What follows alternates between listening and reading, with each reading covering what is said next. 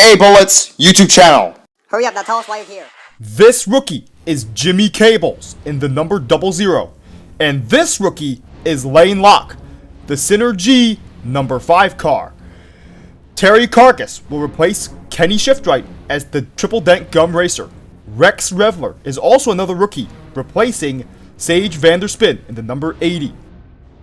Brian Sparks, who covered Claude Scruggs for most of last season, is also a rookie this year. Tommy Highbanks is also the new racer for four-wheel drive. Parker Breakston will also be a rookie this year, replacing Manny Flywheel as the N2O Cola racer. Rev Rodages, who had some starts last season, will also be a rookie this season, alongside Scott Speed, who is a new rookie. Max Carpus is also a rookie this season, and he'll be the number 13. Greg Speedland will now be on a full-time schedule, and he's a new rookie this season as well.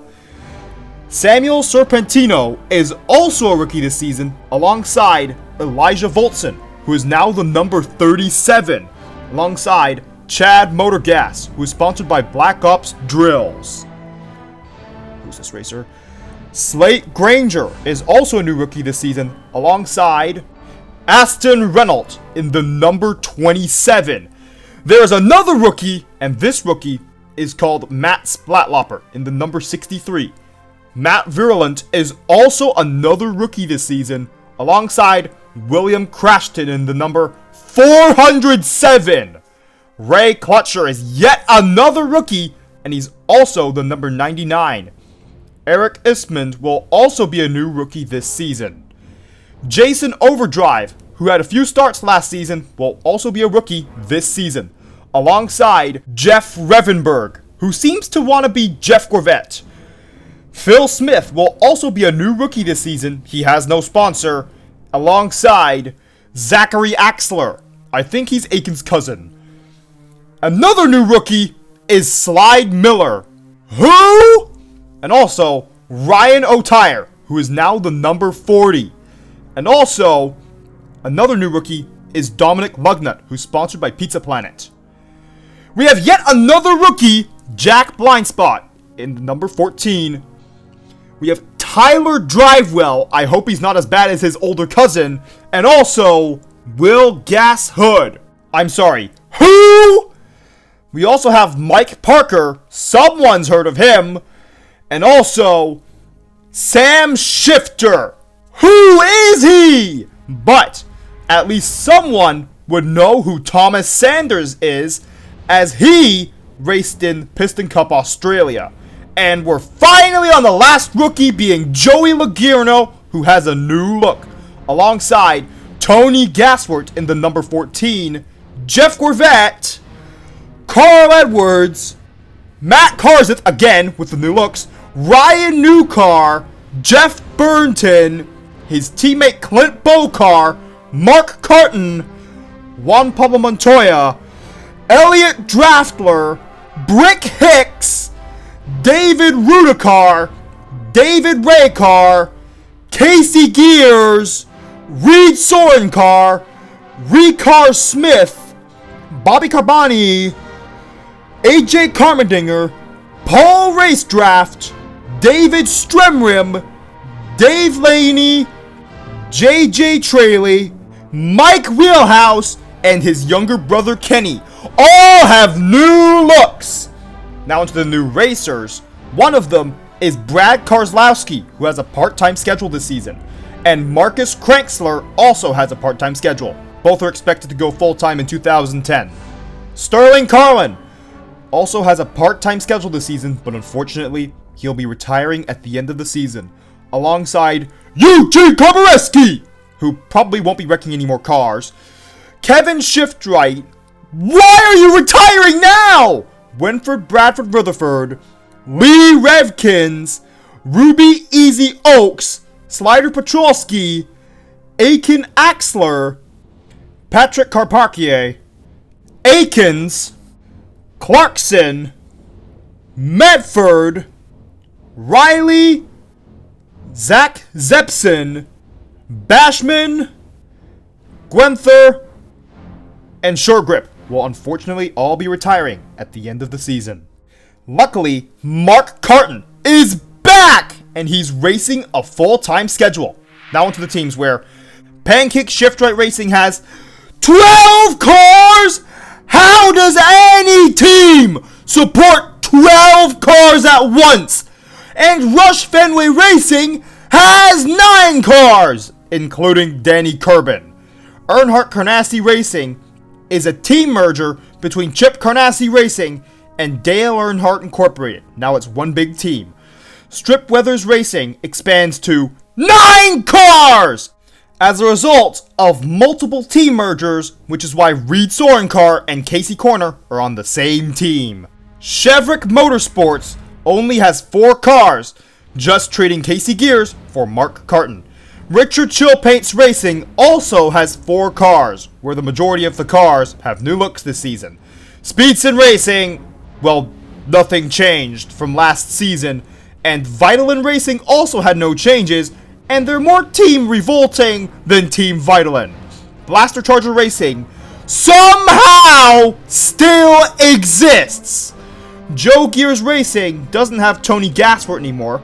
I'll explain that in a bit. Alloy Wilson Racing adds Jimmy Cables to the team, and Lane Locke replaced Rudy Washtire in the number 5. Dynaco Motorsports now has 3 cars, with Cal's cousin Hank and Brick Hicks. Gaswart-Haas Racing is why Tony Gaswart is no longer a JGR car, because Tony Gaswart has his own team alongside Gear Haas, and Ryan Newcar is also on the team. Michael Cartrip Racing only has 2 cars now, with Michael Cartrip and David Rudikar. Red Bull Racing still exists, and Scott Speed joins the team. The Anti-Chick team also still exists, with Kyle Trackson as the owner. The Wood Brothers Racing still only has Speedy Comet. Motorcraft isn't even there anymore. Lucas Nitro Racing still has only Lucas Nitro. Furniture Row Racing still exists, but Recar Smith is their primary car. Soldier Fortune Racing is a new team with Chad Motorgas as their only racer. Rest in peace to the other teams I did not mention in the video, because they all went out of business. Hopefully, their employees have found a new race team to work for. But unfortunately, Chick Hicks and his younger brother John will both be suspended for the first 10 races of the season because during qualifying they cheated! Also during qualifying, Parker Breakston had a crash, which means that now he'll be out for the first 2 races. Martin Carrix Jr. will start at pole position for the 2009 Florida 500 with Mark Carton to his outside, hoping for a good race.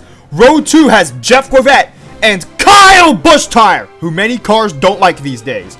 Row 3 has Tony Gaswart in his first race for his new team, and Cal Weathers, the defending champion. Row 4 has 2-time champion Lightning McQueen and Juan Pablo Montoya to his outside. Row 5 has Joey Logirno and his teammate Denny Carlin to his outside. Row 6 has Bobby Swift and Brick Hicks, making his first Florida 500 start. Row 7 has Kurt Bushtire and Dale Earnhardt Jr. to his outside. Row 8 has Casey Corner and Carl Edwards, who barely missed out on last year's Piston Cup. Row 9 has Ernie Gearson, who's still racing, and Brick Yardley to his outside. Row 10 has Chip Gearings and Murray Clutchburn to his outside. Row 11 has Jamie McCarry and Clint Bokar. Cars have very low expectations of these two. Row 12 has Hank Weathers, How? And Kevin Phillips making his final Florida 500 start.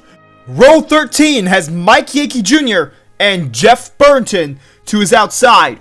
Row 14 has Michael Cartrip and Jimmy Cables, the rookie, to his outside. Row 15 has Rex Revler and Elliot Draftler to his outside. Row 16 has Todd Marcus, who did not skip qualifying, and Kevin Carvick to his outside. Row 17 has David Raycar and Lane Locke, another rookie that qualified for the Florida 500. Row 18 has Greg Beeple and Ryan Newcar. Why are they back here? Row 19 has Eugene Komareski in his final Florida 500 start, and Jack DePost to his outside. Row 20 has Matt Karseth and Bill Racelot, who qualified. Row 21 has Brian Vickers and Slider Petrolski, also making his final Florida 500 start. And starting in 43rd is Speedy Comet.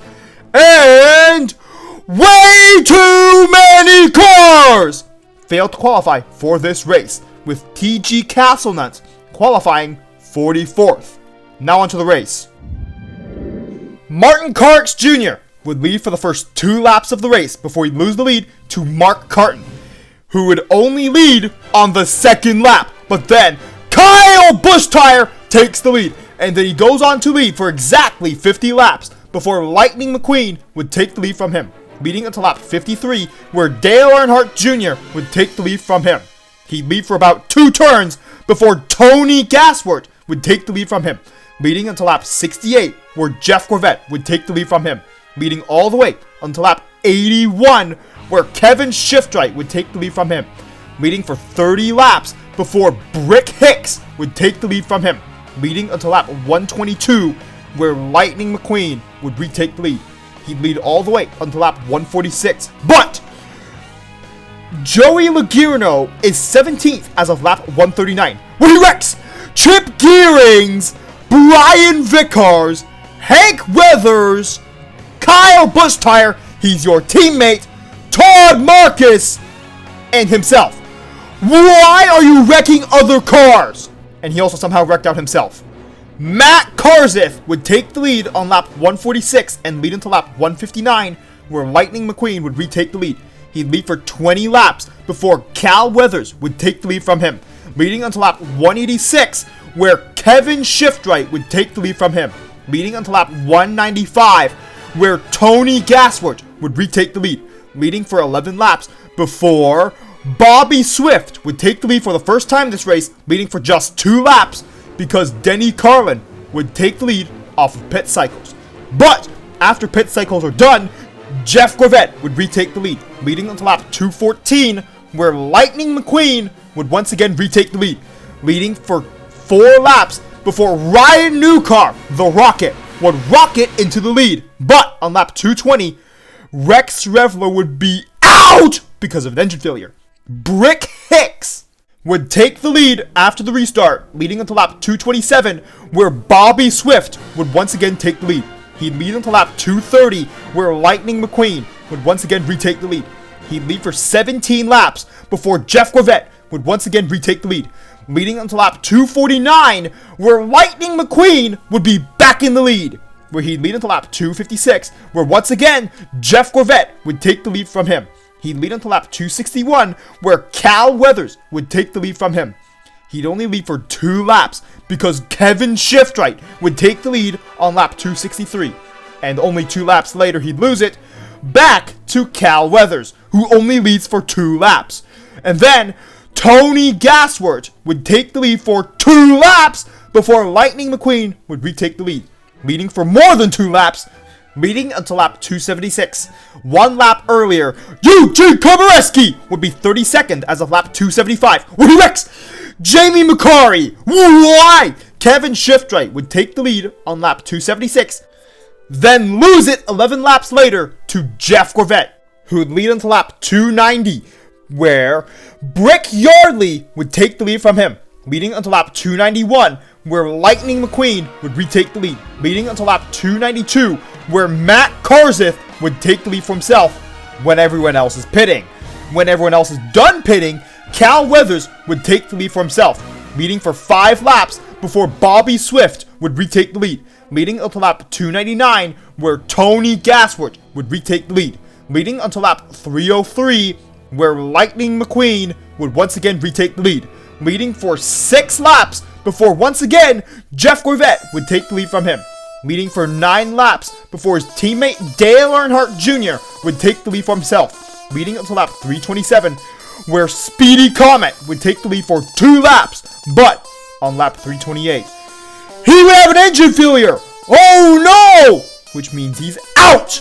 Tony Gaswart would take the lead after the restart, and then lead all the way until lap 364, where Cal Weathers would take the lead from him, leading until lap 367, where Bobby Swift would once again take the lead, leading until lap 369, where Lightning McQueen would take the lead from him, leading until lap 376, where Jeff Gorvette would once again take the lead, leading for 10 laps before Lightning McQueen would retake the lead, leading until lap 408, when Kevin Carvick would take the lead for the first time this race, leading for just 4 laps before he'd lose it to Bobby Swift, who would lead until lap 419, where Kevin Shiftright would take the lead for himself once again. But on lap 421, Tony Gaswart would be back in the lead, leading until lap 425, where Mark Carton would once again take the lead, leading for 2 laps before Lightning McQueen would be back in the lead, leading until lap 454, where Tony Gaswart would once again take the lead, leading until lap 483, and then Jeff Gorvette would take the lead from him, leading until lap 485, where Tony Gaswart would retake the lead, leading until lap 498, where Matt Karzif would pass him on the low side, and he'd lead the final lap to win the 2009 Florida 500, with Tony Gaswart finishing second this race, losing by slightly over 40 feet. Kevin Shiftright would finish third in his final Florida 500. Lightning McQueen would finish fourth in this race, and Kevin Carvick would round out the top 5. Clint Bocard finished 6th, Brick Yardley 7th, Bobby Swift 8th, Ernie Kierson 9th, and Elliot Draftler rounding out the top 10. And here is the top 20 of the race, and the standings as well, because the Florida 500 is the first race of the season. But rookie Jimmy Cables finished 18th in the 2009 Florida 500. And Morag Clutchburn finishes 20th, despite not being in the top 20 for most of the day.